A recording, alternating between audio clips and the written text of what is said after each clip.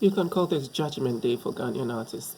I practically don't care. See, I haven't even washed my face.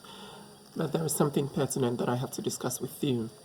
And, well, I say Ghanaian artists, assuming that there are even artists in this country. Because for me, art is not just about creating art. It is about being a voice for the people. Because if the masses will know the stories of the people, if they will know the realities, the desires of the people, they encounter it through artists. But here lies the case where Ghanaian so-called artists and celebrities are more concerned about creating products. But that, for me, that it doesn't really matter to me because, of course, we live in an economy where like you have to strive to make ends meet, right? So I don't see anything wrong in trying to produce art or products on a mass scale so that you can get your money back.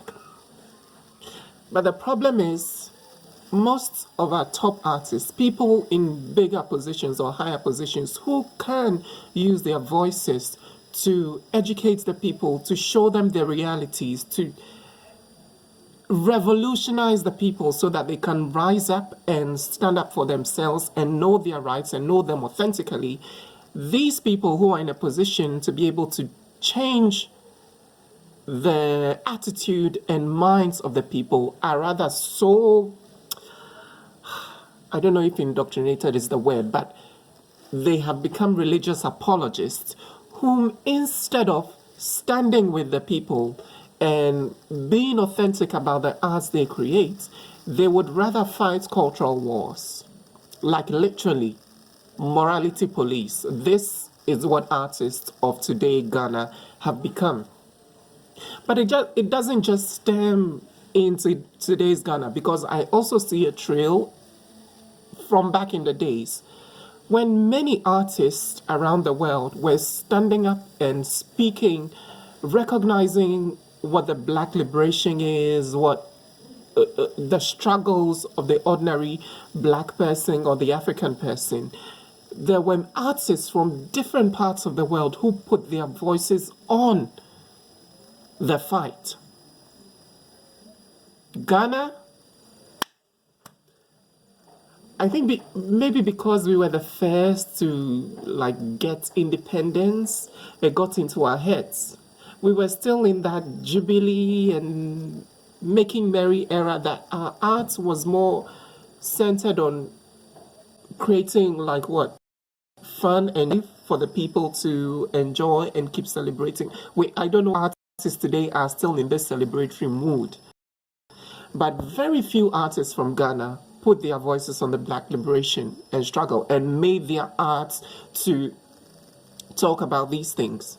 And we can't even name them because we don't highlight them in our history or even in today's society. And then we move from that era into this era, and artists are even worse off because now they are religious apologists who speak the mind of their religions. Totally gaslights the people and the struggles they are going through instead of fighting class wars and helping the people to see how economically we have been crippled. Sorry for this word. Instead of that, we are here bickering, choosing what programs we will go because, oh, these are worldly programs. These are for the world. I am not of the world. I am a Christian. I am blah, blah, blah. I am this. I am that. And then now artists are more about who is more Christian, who is more moral, who has more Christian values, who is like what's that? Are you okay? Like, are you okay? And then at the end of the day, we sit here and compare ourselves to Nigerian artists. Honey, sit down, take a bench.